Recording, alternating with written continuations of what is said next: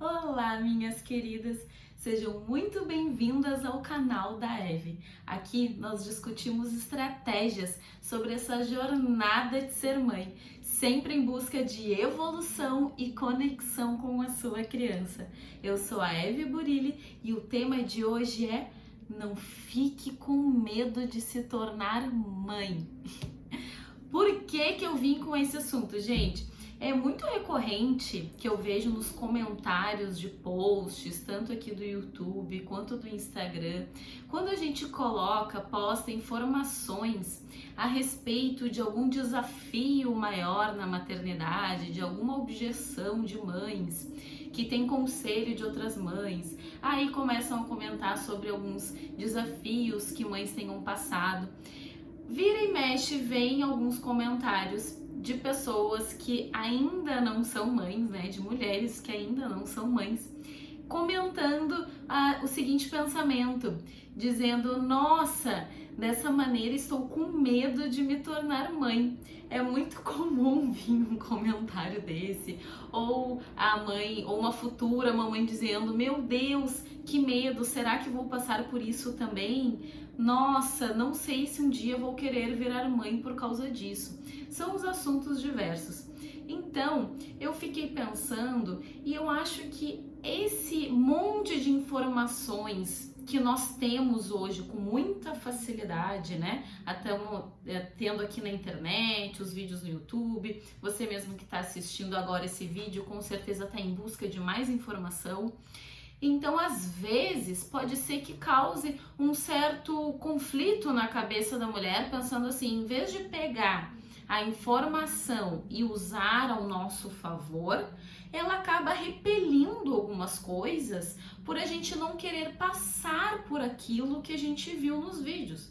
Então, nesse vídeo eu quero te mostrar como é muito melhor, sem dúvida alguma, de quanto mais informações e estudo tu tiver em relação à maternidade, se torna muito melhor, a tua vida fica muito mais leve, muito mais tranquila, com você, seu filho e do lar inteiro.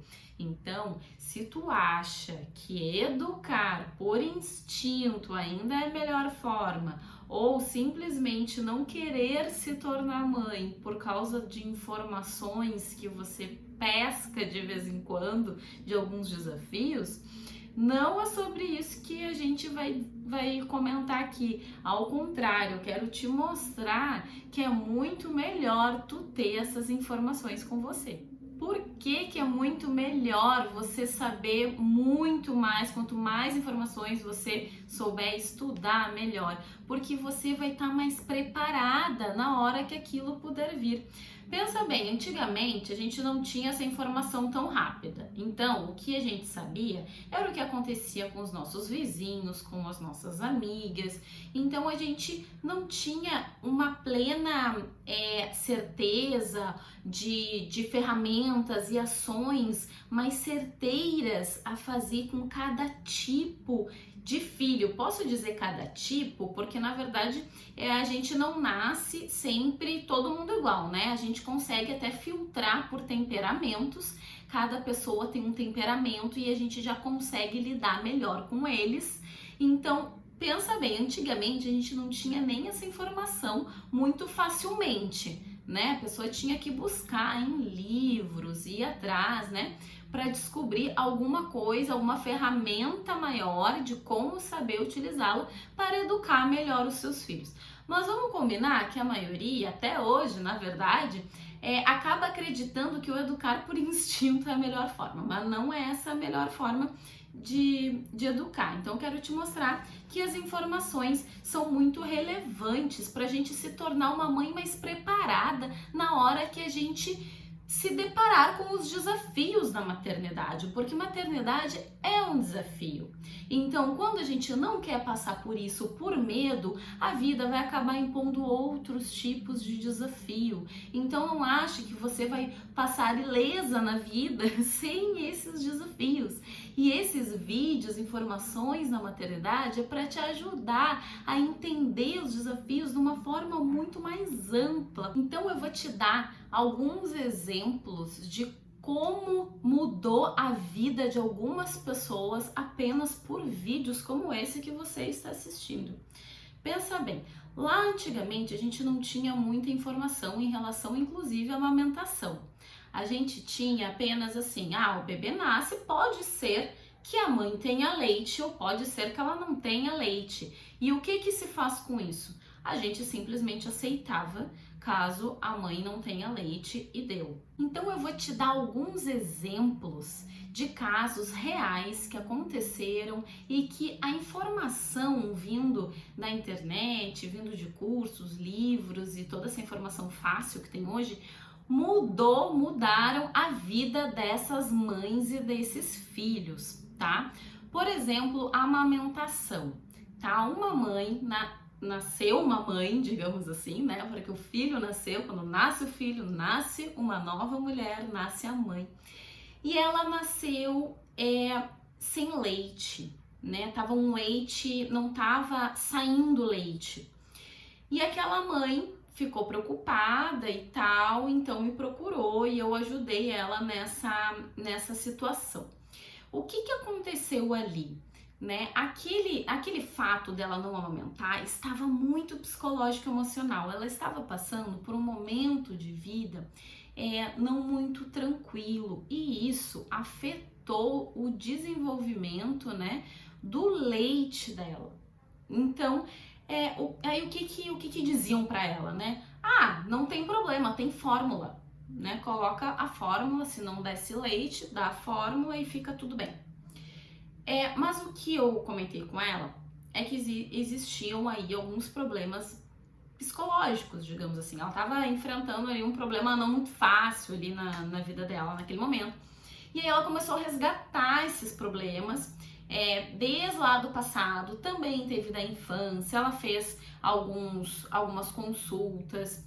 E aí, gente, incrivelmente, o leite voltou a fluir normalmente. Demorou um pouquinho, não muito, mas demorou um pouquinho e conseguiu fazer com que esse leite voltasse. Então, graças a essas informações, graças ao curso que eu indiquei ela assistir, todas essas informações a respeito da amamentação ajudaram ela a desenvolver o leite normal. Pensa bem, se fosse antigamente que não tivesse esse monte de informação, ela apenas saberia que pudesse acontecer dela não ter leite. E aí ela ia o quê? Aceitar e simplesmente dar a fórmula, né? Que é o que a maioria, digamos assim, faz por falta de informação. Então esse é um exemplo muito comum, muito recorrente. E outro exemplo que eu gosto muito de citar por falta de informação, gente, porque assim, ó, é muito sério isso, é a fase do Terrible 2.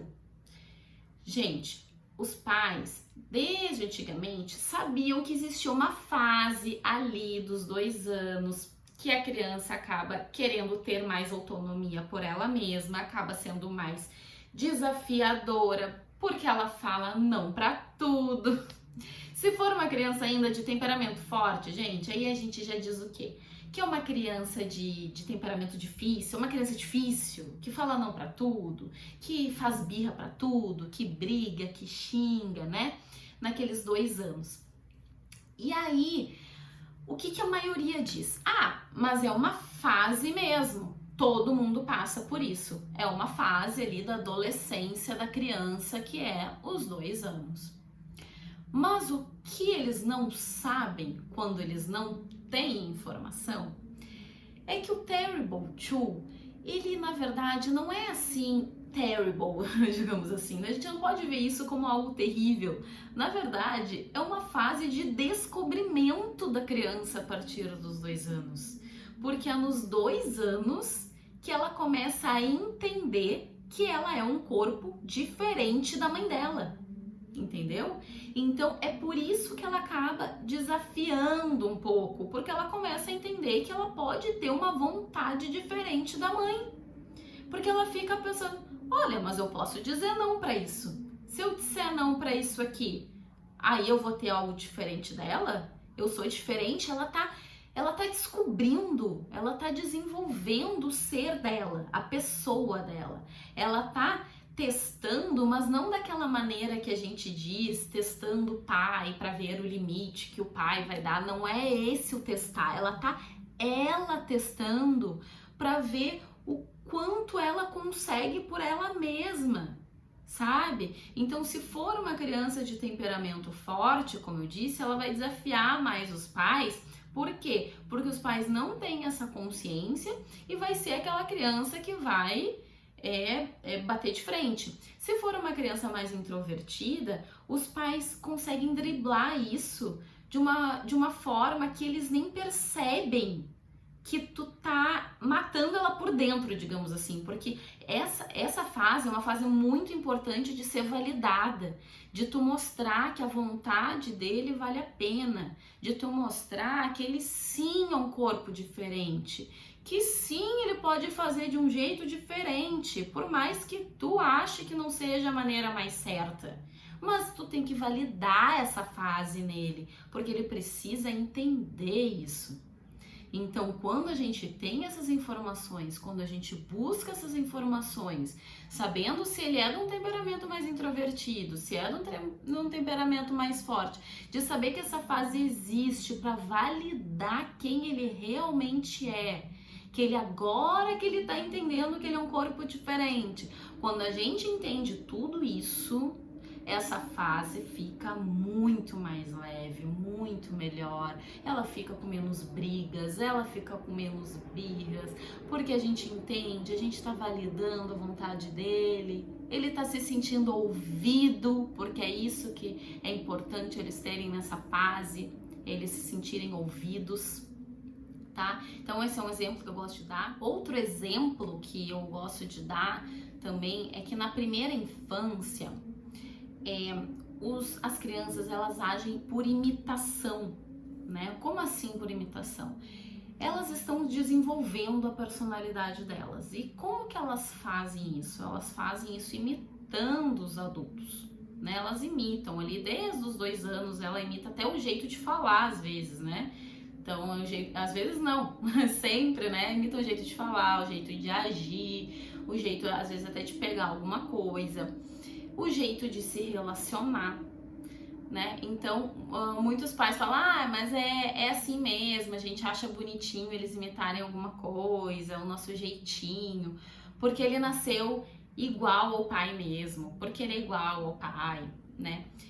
Mas com a informação, quando a gente vai atrás da informação de vídeos como esse, que a gente quer entender como funciona essa fase, a gente entende que o imitação é como ele tá aprendendo a lidar com a vida diante de todas as situações, inclusive de frustração, de algo a reagir de determinadas situações não muito favoráveis, sabe? Por exemplo, se o pai fica muito chateado, muito brabo com alguma coisa que tenha acontecido, de tenha, sei lá, quebrado um copo e grita e xinga, a probabilidade da criança fazer a mesma coisa quando acontecer isso é muito grande. Ela vai se frustrar, ela vai xingar, ela vai gritar, ela vai fazer igual ao pai. E aí o que o pai vai fazer? Para de gritar, guri, para, foi só um copo, né?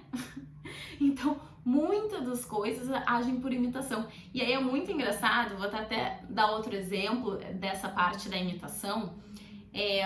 A minha filha tem 2 anos e 10 agora, né? Quando ela tinha 2 anos e meio, ela sempre pedia ali pro meu pai, né? Pro vô dela, sempre pedia ali pro vô dela alguma coisa que ela queria, ela pegava e pedia, né? Tipo assim, eu quero, me dá água, né? Me dá água, vô, quero água, pega aqui pra mim, faz isso pra mim. E aí eu falava pra ela, filha, como é que pede direitinho? Como é que pede bonitinho, né? Queria ensinar, por favor. E aí o meu pai ficava às vezes assim meio brabo, né? Não brabo assim, de ficar brabo com ela, mas ele me olhava assim, não pede nem por favor, né? Não, tipo assim, parecia que ele tava dizendo, ensina ela aí pelo menos o por favor, né? Aí, nada, a gente fala com paciência pra eles, toda aquela coisa. Aí, nesse mesmo dia, meu pai foi limpar com um aspirador, aqueles de mão, a cadeirinha dela que ela estava sentada, porque estava suja ali do resto de bolacha, aquela coisa toda. E ela estava ali praticamente sentada na cadeirinha, ela estava ali perto da cadeirinha, meio que de pé e tal. E aí o que o meu pai fez?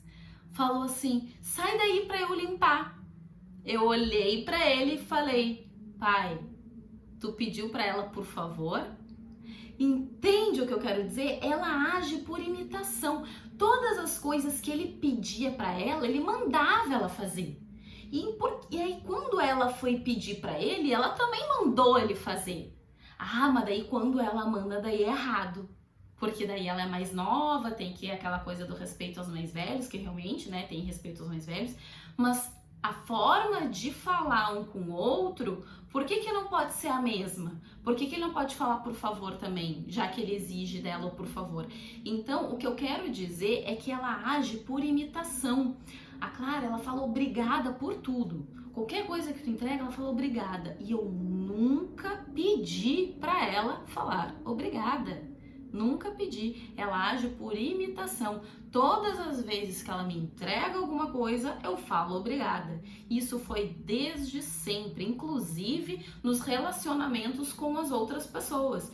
Então, a gente tem muito também esse cuidado de falar assim de relacionamento, né? De como a criança tem que se relacionar com outra criança, mas na verdade ela age por imitação quando ela vê os adultos se relacionando entre si.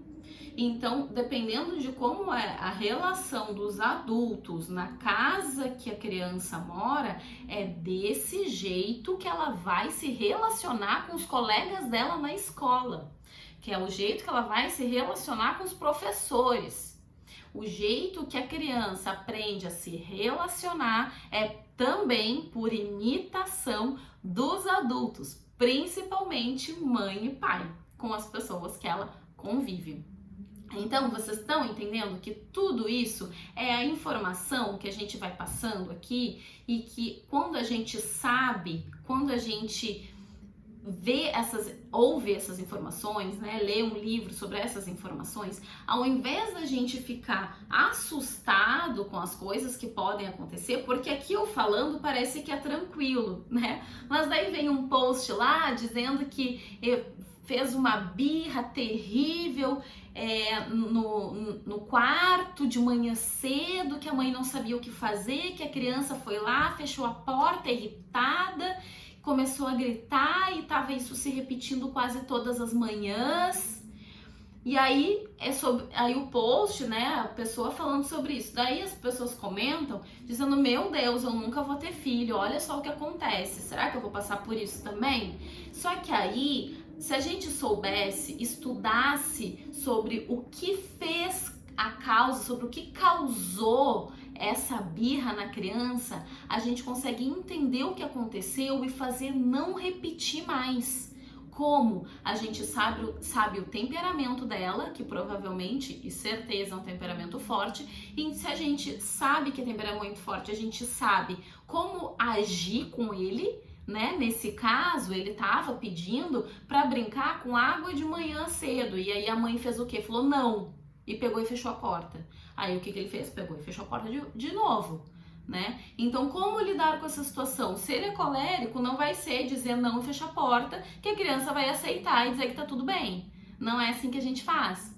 Você entende? Quando a gente sabe das informações, tudo torna mais fácil. Então, ao invés de simplesmente ler uma informação de algum desafio que alguma mãe tenha feito e simplesmente julgar, ou dizer que não quer ter filho, ou dizer, meu Deus, que medo de ter filho por poder passar por isso um dia, em vez de dizer isso, vai buscar a informação do que fez acontecer aquilo, e se um dia acontecer com você, você sabe fazer como melhorar essa situação e como fazer não repetir essa situação, e até mais, como evitar essa situação.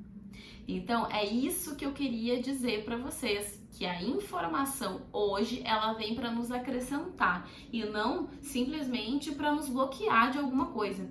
Qual é o jeito, então, que eu diria, digamos assim, um jeito errado de usar essa informação.